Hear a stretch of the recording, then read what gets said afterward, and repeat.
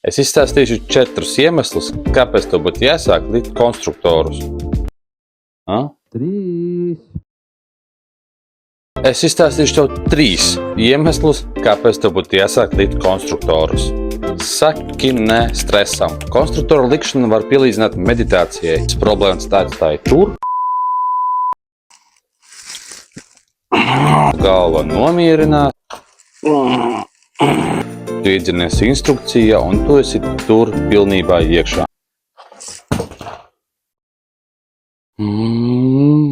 Kas atslābina tev visu ķermeni un galvu.